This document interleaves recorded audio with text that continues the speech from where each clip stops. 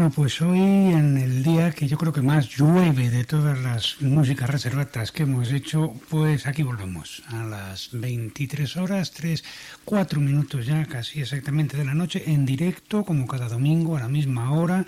Y eso sí, manifestando desde luego nuestra gratitud a nuestro queridísimo y admiradísimo Rafael Taibo por el modo magistral en que ha conducido la transmisión del Rey que rabió desde el Teatro de la Zarzuela, y por supuesto agradeciéndole sus constantes y cariñosísimos e injustificados, vamos, enaltecimientos que ha tenido para con el abajo firmante.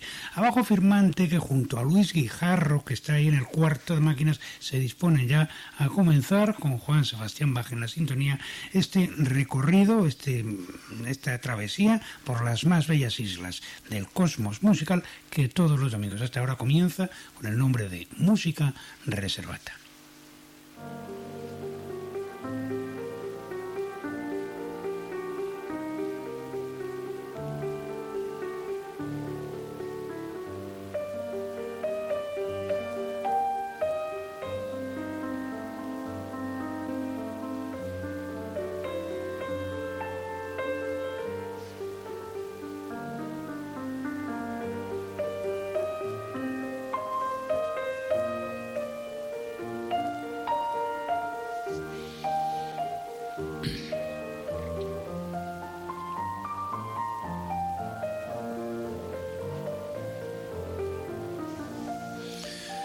Ven enlutada noche y conduélete con Aminta, pues el sol ha cerrado sus áureos ojos y la sombra ha empañado la luz.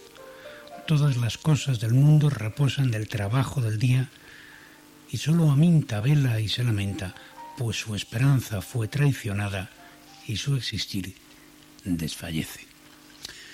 Este texto, al que la traducción hace verdaderamente un flaco favor, este texto que según unos es de Sir Philip Sidney y según otros es de Sir Henry Fanshawe, un descendiente, un pariente de este Fanshawe, por cierto, sería Richard Fanshawe, que sería embajador inglés en la corte, no sé si de Felipe IV, no estoy ahora muy seguro, pero en fin, que es célebre porque su esposa dejó un libro en el que habla de los usos y costumbres en la España del XVII, que es un libro interesantísimo, en el que enaltece la comida y singularmente, muy singularmente, las perdices en escabeche. Y bueno, pues este Richard Fanshawe parece ser que es el autor del texto que acabamos de leer, correspondiente a uno de los más exquisitos madrigales isabelinos, un madrigal de un autor, John Ward, que es autor de con que vamos a empezar hoy, el segundo, dícese, podríamos decir, que el segundo más bello de la escuela inglesa, después del Draw One Sweet Night de John Wilby, que escuchábamos la semana pasada. Está editado un poquito después, en la colección que él publica en 1613. John Ward, que era el músico de la familia Fanshawe, tiene 42 años en esta época y le queda todavía alrededor de un cuarto de siglo por delante. Contiene la colección 25 madrigales a 2, 3, 4, 5 y 6 voces. No será la última vez en esta noche que oigamos, por cierto, música a 6 voces como esta, con la que abrimos nuestro tiempo, una canción fúnebre sobre ese texto dedicada al príncipe Henry, prematuramente fallecido en 1612. Esa es la pieza, decimos que a 6 voces, de majestuosa, patética belleza, en un do menor dórico, de la más profunda y conmovedora expresividad, con la que abrimos nuestro tiempo.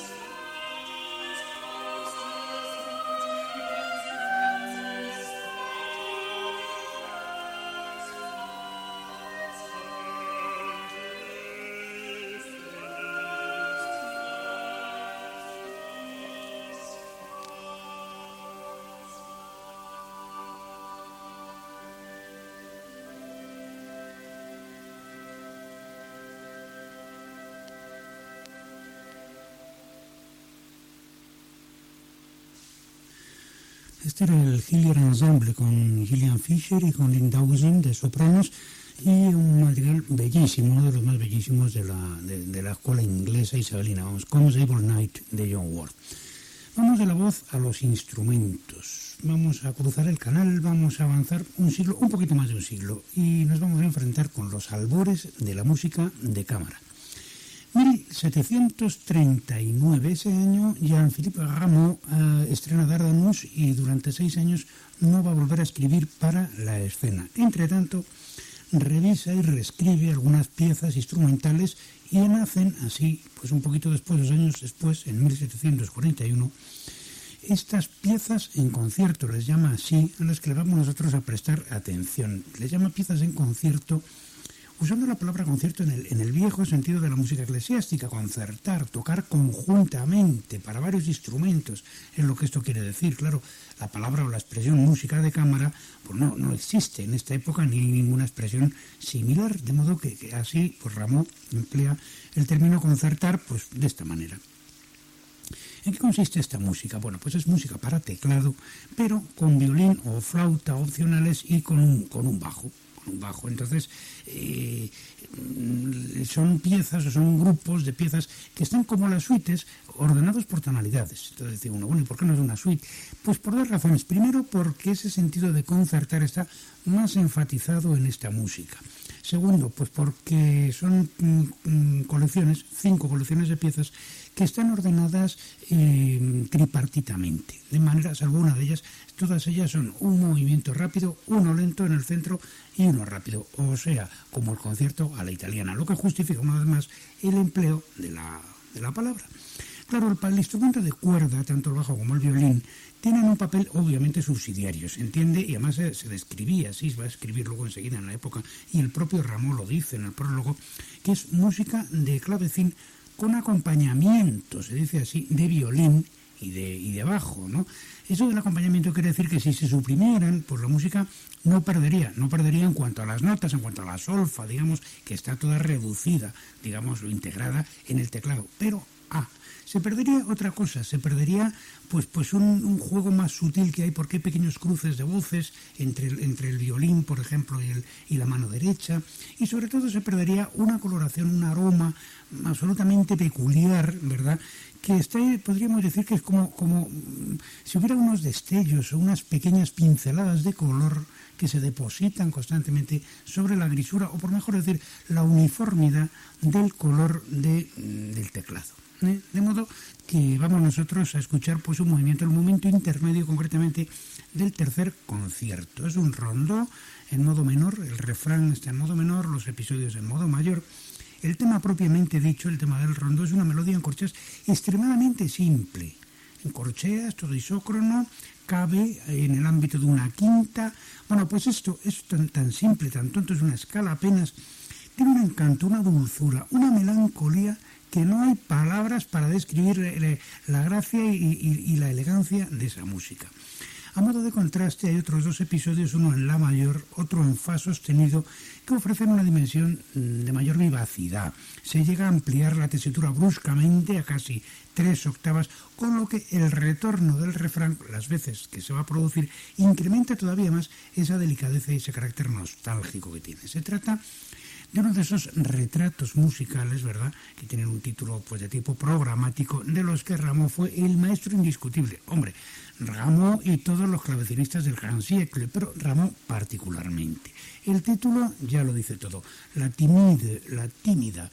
¿Nos podemos imaginar las facciones que se dibujan tras los contornos de esta música?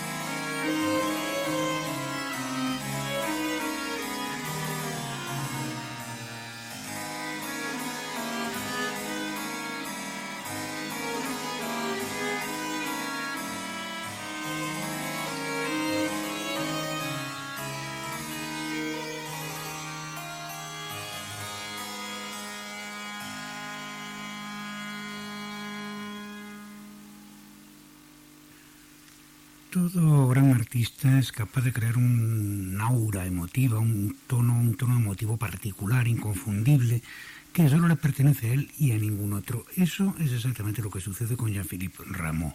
Y que desde luego concretamente con este rondó, con la Timide, procedente del tercer concierto de las piezas de clavecín en concierto.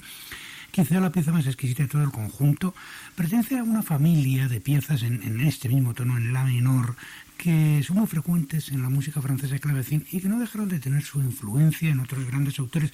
Bach lo admiraba profundamente. Una de sus suites inglesas está precisamente en el tono de la menor y aunque se llama suite inglesa, está llena de figuraciones y de elementos melódicos que son franceses. Otro día volveremos con ello.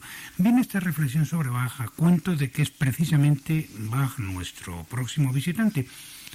Pero vamos a avanzar 200 años, porque va a ser un Bach de 1935, o sea, Bach pasado por la Klangfarben Melodie, por la melodía de timbres. O sea, que vámonos con Anton Webern. Dicho en otras palabras, la pasada semana o la otra, no me acuerdo, oíamos un Bach pasado por Stravinsky, las variaciones, la instrumentación de las variaciones sobre von Himmel-Hoch, recordaréis.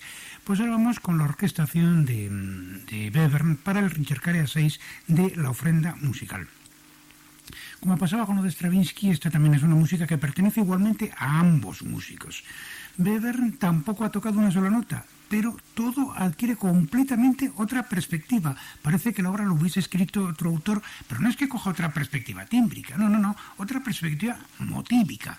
Y estoy diciendo motívica en el sentido constructivo del término, o dicho en otras palabras, lo que sucede con la transcripción instrumental que Webern hace es que el contrapunto se disuelve, pero se disuelve en color orquestal, se disuelve tímbricamente. La pieza ya sabéis que procede del Ricercare, en fin, con el tema que Federico el Grande de Prusia le da a Bach para que improvise, que es un tema imposible, ¿no? Y un tema imposible que contiene, primero, un arpegio ascendente de sexta menor. Segundo, un salto de novena descendente. Tercero, una escala cromática descendente que abarca otra sexta. Y finalmente, una cadencia final sobretónica. Entonces, Webern despieza el tema. Y entonces el arpegio y el descenso es un primer motivo. Se escucha en el trombón. La escala cromática que viene a continuación se divide en dos partes. La primera se reparte entre trompa y trompeta. Y la segunda parte de la escala descendente, la que va del re al si, regresa otra vez al trombón. Y luego la frase cadencial vuelve a repartirse otra vez entre trompa y trompeta. Entonces, en una sola línea melódica, de repente la oímos compartimentada, fragmentada en tres colores instrumentales diferentes.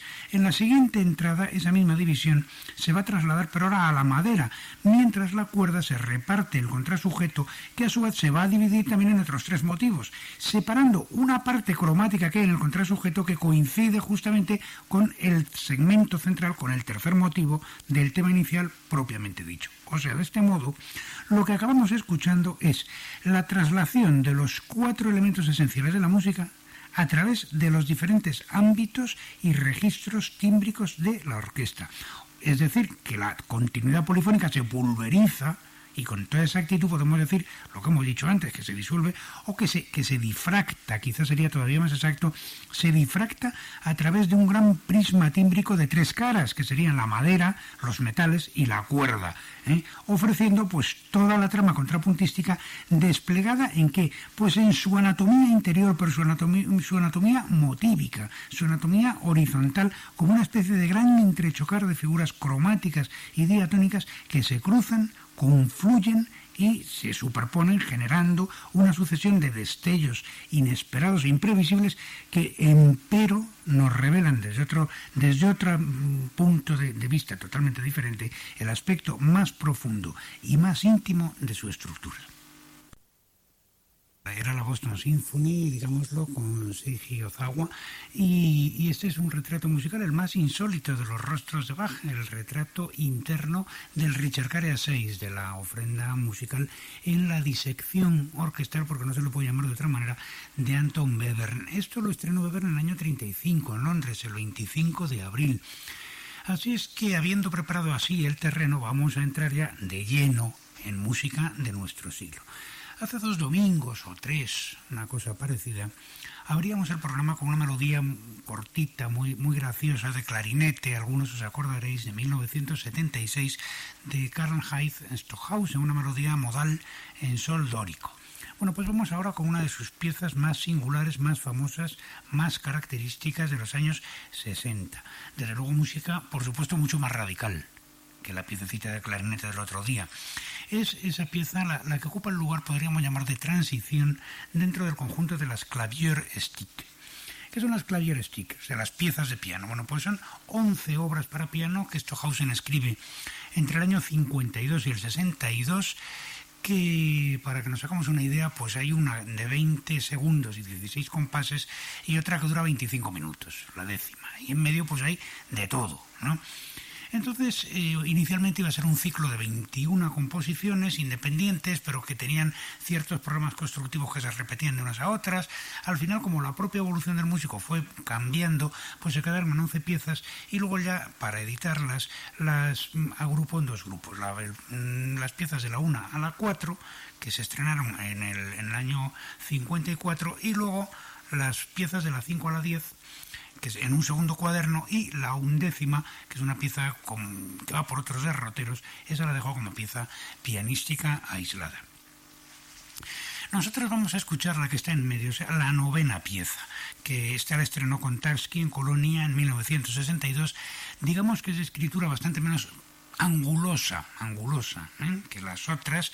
¿Y en qué se basa? Pues se basa en justaponer dos cosas muy diferentes y al mismo tiempo, por oposición, muy relacionadas. Hay 33 secciones que lo que hacen es alternar les podríamos llamar dos bloques de tiempo diferentes. Un bloque que es la máxima isocronía, que consiste en un acorde que se va repitiendo, pum, pum, pum, pum, así, de una manera literal, se repite hasta 139 veces sucesivas. Un acorde que es un acorde por cuartas, do sostenido, fa sostenido y luego do natural, con un sol por en medio, es decir, es un acorde con una cuarta justa, una cuarta aumentada y un semitono en medio, que tiene verdaderamente una coloración muy particular y muy atractiva. Entonces eso describe un bloque de tiempo que le podríamos llamar tiempo estriado, en el sentido de que hay una estría, una marca que es isócrona. Y luego hay otro bloque que le podríamos llamar tiempo liso. Esta denominación tan brillante no es mía, es de André Boguslav, hablando de otra cosa, hablando de la música de Debussy, y diciendo con mucha razón que el comienzo del preludio del sistema fauno es tiempo liso, porque se pierde completamente la noción de compás. Y luego que hay otro tiempo, que es el tiempo estriado, que es, por ejemplo, el tiempo de la isocronía, el tiempo de la regularidad rítmica. Bueno, pues aquí ocurre exactamente igual, con el acorde que se repite y con consecuencias melódicas, podríamos decir, y pequeñas consecuencias imitativas, no quiero emplear la palabra contrapuntístico, pero podríamos ir un poco por ahí, derivadas precisamente de la interválica, que es, por otro lado, muy sencilla, de ese mismo acorde. Entonces, bueno, es una de las piezas desde luego más atractivas de toda la colección y desde luego una de las músicas, como decíamos antes de Rameau, más penetradas por un hálito poético, claro, de una naturaleza completamente diferente, pero de un hálito poético absolutamente peculiar, personal e inconfundible de toda la música para piano de la segunda mitad de este siglo.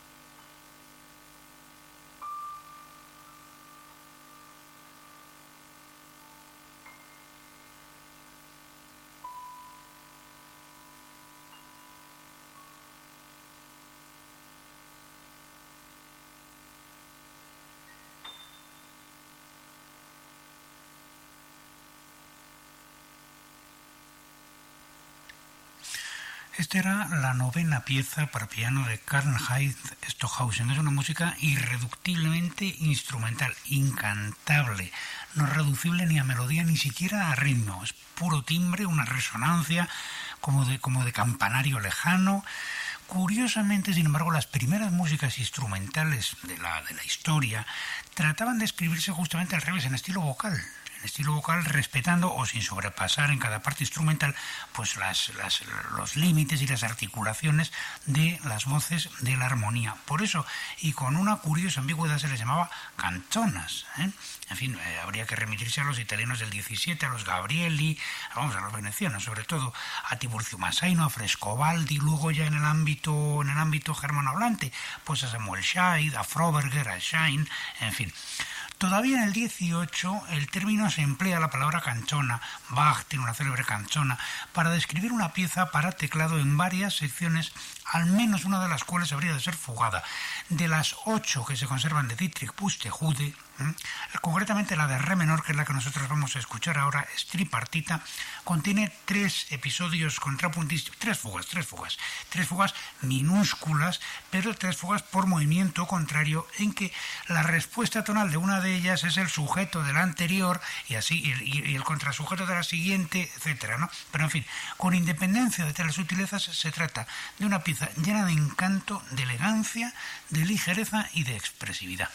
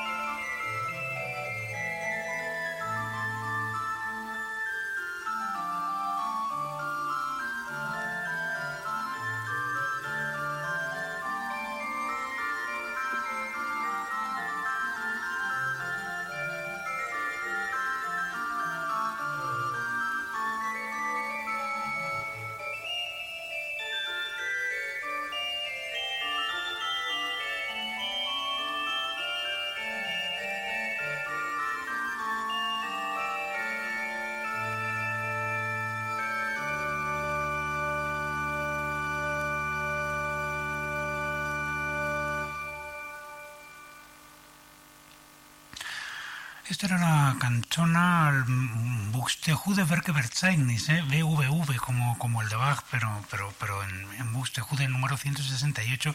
La versión era de Miguel Chapuis. Nos ha olvidado decir antes que la pieza de Stockhausen la había interpretado Herbert Henck.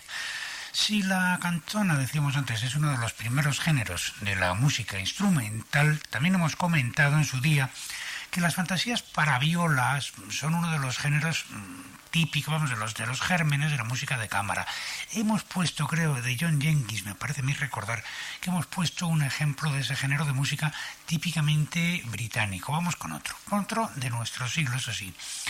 Benjamin Britten, uno de los mayores operistas de la historia, autor de una importante contribución a la literatura de cuarteto de cuerda, tiene 3 cuartetos y otras piezas notabilísimas también, otras obras, por ejemplo las fantasías.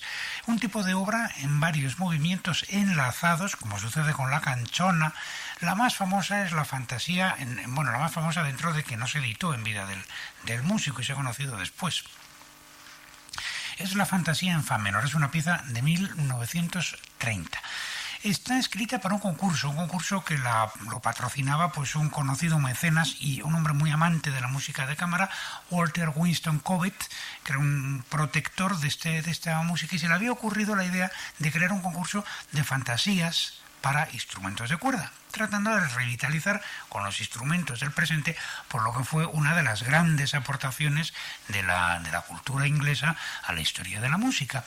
Entonces, en el año 30, con el concurso del año 30, lo convocó varios años, se presentó todo Dios, se presentó William Walton, Franz Bridge, John Ireland, Vaughan Williams, pero quien ganó era Britten, y esto tiene muchísima gracia. La pieza la escribió entre el 20 de enero y el 11 de febrero, ¿no? Y se estrenó en julio de ese mismo año, se estrenó por la BBC, se estrenó radiofónicamente, con lo que llegó desde luego a muchísima más gente que si se hubiese dado en una gira de conciertos por toda Inglaterra. Ya se sabe que la radio, por ejemplo, como esta, es la sala de conciertos más importante del país, y naturalmente pues para eso estamos. Dicho sea de paso, que todo momento es bueno para hacer propaganda de radio clásica. ¡Qué diablo! En fin, a lo que vamos es que la pieza tiene, claro, por la estructura de una fantasy, de una fantasía, varias secciones enlazadas. Lo que ocurre es que, claro, con esa inventiva formal y con ese dominio, con esa mano que tenía Britten para escribir música, lo que hace es una fantasía sobre la forma sonata. Hace un primer allegro en que introduce el material temático, ese allegro luego lo recapitula de una manera más o menos ortodoxa, y por en medio, donde tendría que estar el desarrollo, pues hay una especie de scherzo y luego a continuación un movimiento lento, que claro, están derivados del material del comienzo, de modo que efectivamente es una fantasía, es una sonata también. El episodio del movimiento lento es particularmente nostálgico, particularmente bonito, en fin. No se trata, por supuesto, de música innovadora, está hecha para ganar un concurso, desde el punto de vista del lenguaje se entiende, por supuesto ni lo pretende, pero eso sí, es una obra escrita con un conocimiento de los medios, con una elegancia melódica, con un dominio de la manita, ¿verdad?, como decíamos, y sorprende muchísimo más todavía su enorme madurez musical. Sobre todo, decía yo que tenía mucha gracia la cosa, si pensamos que en 1932, cuando Britten escribe esta fantasía, todavía, señores, no había cumplido ni siquiera los 20 añitos.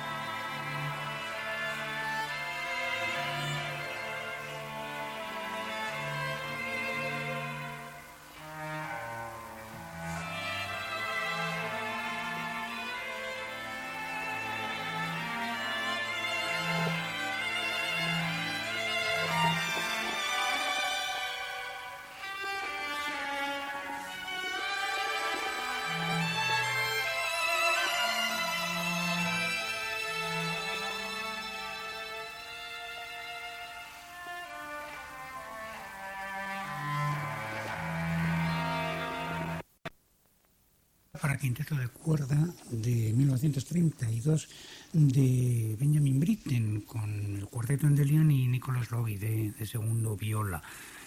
Britten, decíamos hace un momento, que ha sido uno de los más grandes talentos operísticos de este siglo. Así es que, bueno, pues parece ya lo más adecuado irnos directamente al teatro. Al teatro, concretamente al Nacional de Múnich, el 28 de octubre de 1942. Aviso a los navegantes, esta es una ópera absolutamente inusual. La obra que acabamos de escuchar decíamos que era una fantasía para quinteto. Bueno, pues esta ópera en la que nos vamos a detener ahora es tan inusual que empieza no con un quinteto, sino con un sexteto de cuerda, con música de cámara, vaya, llevamos toda la noche hablando de música de cámara, que está tocando fuera de escena. Pero además es inusual porque, bueno, hay una soprano que a la vez está codiciada por un barítono y por un tenor. Esto es normal en las óperas. Pero sucede que aquí ni muere nadie, ni hay maldiciones, ni puñaladas, ni esas cosas que tanto gustan en las óperas alemanas, como los enanos, los gigantes, los dragones, incestos, dioses, mujeres guerreras, héroes vírgenes, tenores que no conocen el miedo, y, en fin, no hay nada de eso. Aquí lo que sucede es que la soprano no sabe con quién mejor refocilarse. Porque resulta que el barítono es poeta y el tenor es músico, lo que demuestra que esto es teatro, por cierto, porque en la vida real nunca se ha visto nada parecido. Y entonces uno le escribe un soneto, el otro le pone música al soneto que ha escrito el primero, y además hay una actriz de teatro que viene de los Parises a que se la beneficie el otro barítono, que resulta que es hermano de la soprano. Y además hay una pareja de cantantes italianos que salen a la mitad muy preocupados porque temen, y con razón, como luego sucede, que no les van a pagar el anticipo a costa de los gorgoritos que se pegan a la mitad de la ópera. Como esta es una ópera, decimos, que no se parecía a ninguna, sucede que salen hasta 8 domésticos dirigidos por un mayordomo y cantan en contrapunto invertible, e incluso aparece el propio apuntador de la ópera, que también que dice que se ha quedado dormido. Y claro, esto tampoco se parece a la realidad, porque en la realidad real de la representación, el apuntador y el director de orquesta subsidiariamente son precisamente los únicos que no se pueden dormir, cosa que en las óperas alemanas es una afección que es común para el resto de los intérpretes y por supuesto para el público. Total, que se van 2 horas en que lo único que sucede, es que se pasan el tiempo hablando de música y de literatura, eso sí, con muchas sabias e inteligentes frases, que eso es lo más inverosímil de todo, porque eso no ocurre en la realidad, ni mucho menos en la ópera, que los cantantes digan cosas inteligentes. Total, que finalmente sucede que la soprano de Marras, que a estas alturas no hemos dicho que es condesa, se queda sola al final, y entonces se pone ella ya sola a cantar el soneto que le han escrito y le han compuesto al comienzo, acompañándose con un arpa. Cae la tarde y entonces la condesa, bañada por la luz crepuscular, duda, mientras canta, de a cuál de los dos, si al poeta o al músico, amará en la mañana sucesiva. Finalmente entra el mayordomo y, con el prosaísmo más poético de toda la historia de la ópera, aparece en escena para informar a la soprano de que la cena está servida.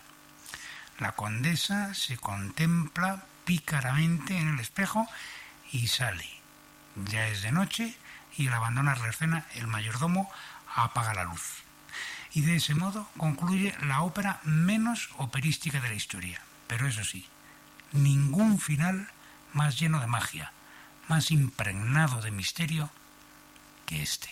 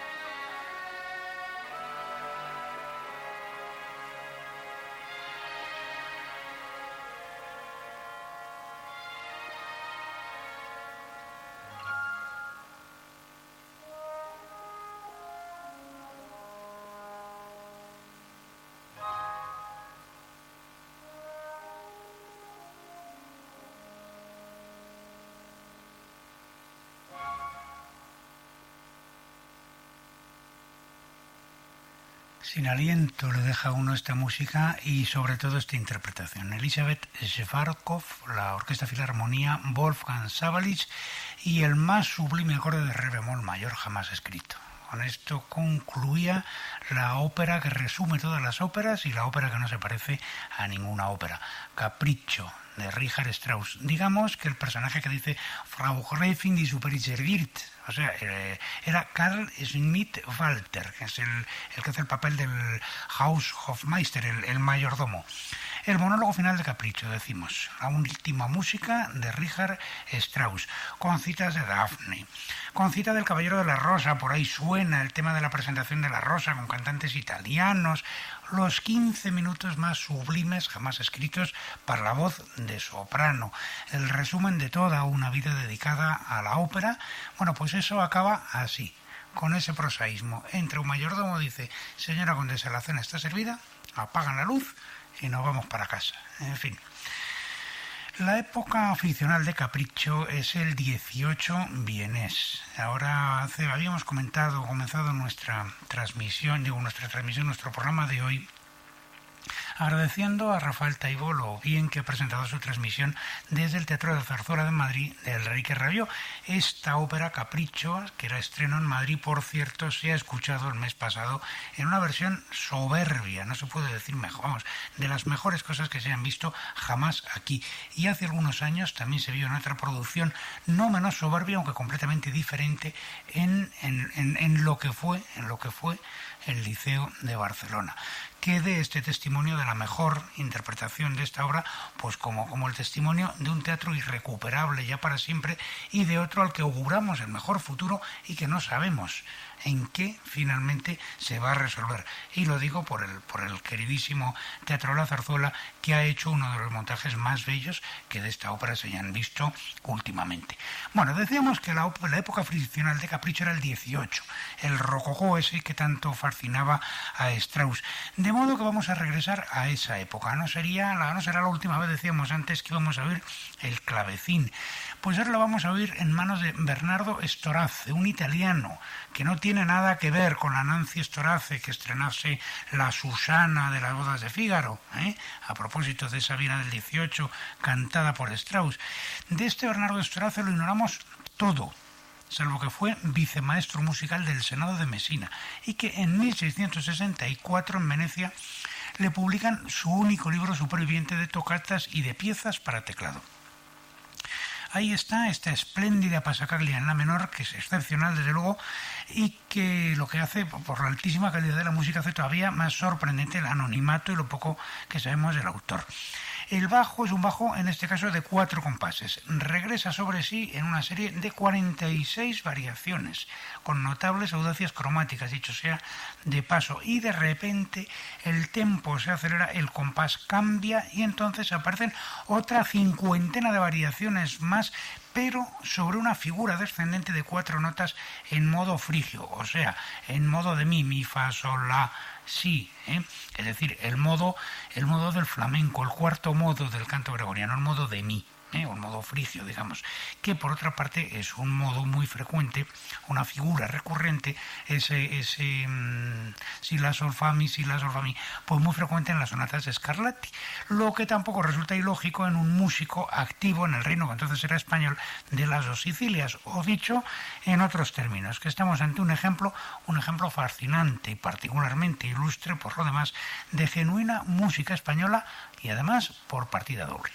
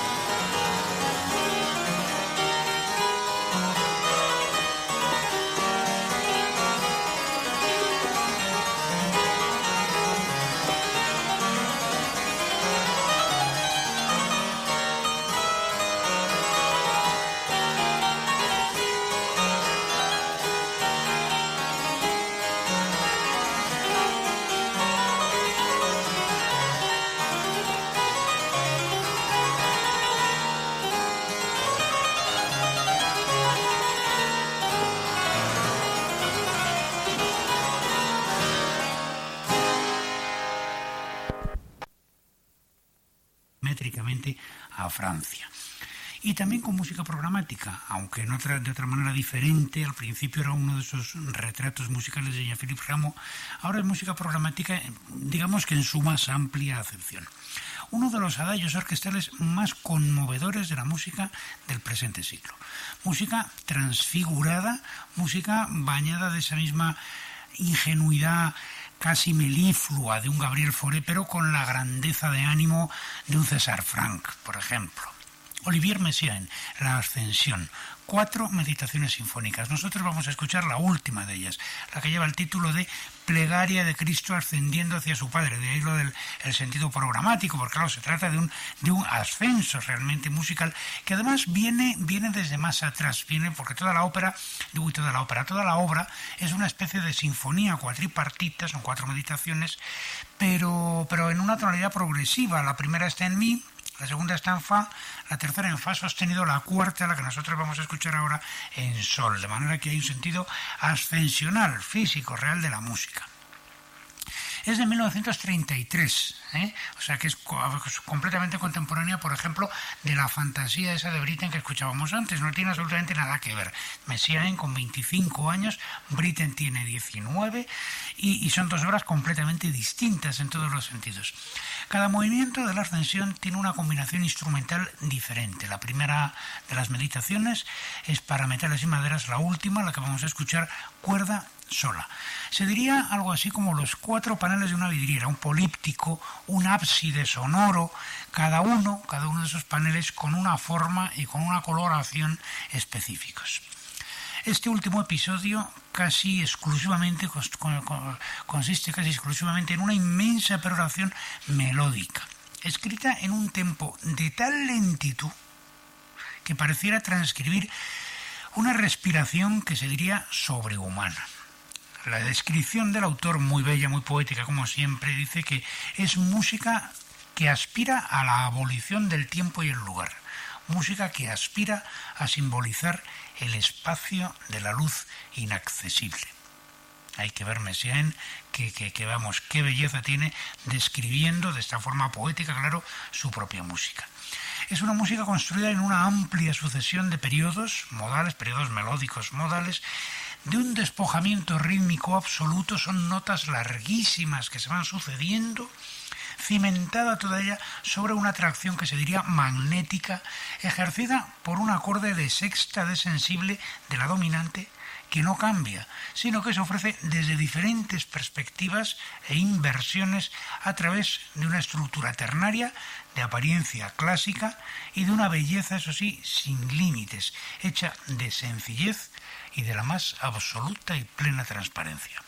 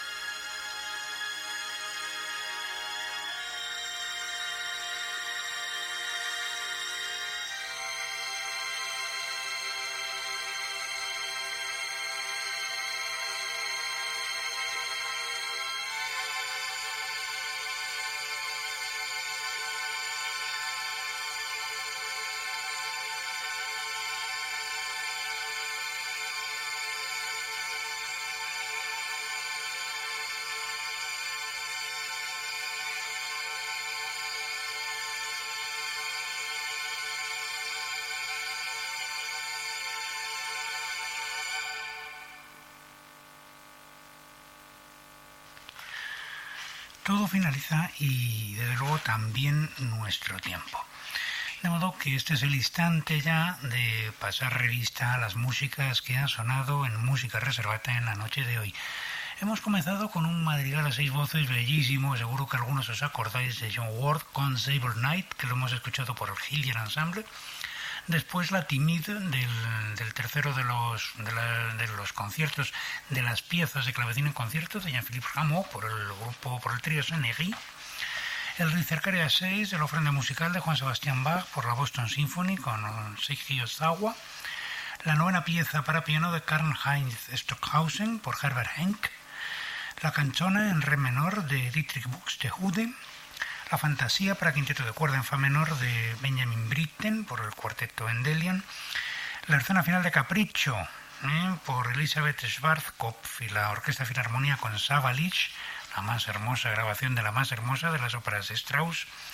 Una impresionante pasacaglia en la menor de Bernardo Storace en versión de Bob Van Asperen, y esto que acaba de sonar, este adagio maravilloso que acaba de sonar, que era el cuarto y último movimiento de la Ascensión, las 4 meditaciones sinfónicas de Olivier Messiaen, que se la hemos escuchado a la Bayerische Rundfunk dirigida por Karl Rickenbacher. En fin, John Dowland, quizá el más refinado autor de canciones, volvemos con esto al comienzo, volvemos a la Inglaterra isabelina, es más refinado autor de canciones de toda la historia, desde luego es quien va a poner hoy punto final a nuestro tiempo. Todos aquellos a quien el amor o la fortuna traicionaron, aquellos que sueñan con la aventura y viven en la tristeza, aquellos cuyas esperanzas se ven siempre aplazadas y cuyos suspiros y dolores carecen de consuelo, prestad oídos y lágrimas al más infeliz de los seres que canta sus desdichas como el cisne que expira. Este es el texto de la canción de John Dowland, con que Emma Kirby y Anthony Rulli van a poner el más melancólico final a nuestro tiempo. La próxima semana, a la misma hora, volveremos a estar aquí, en directo, para seguir escuchando las músicas más bellas de la historia. Como decimos siempre, os deseamos una semana llena de felicidad. Hasta entonces.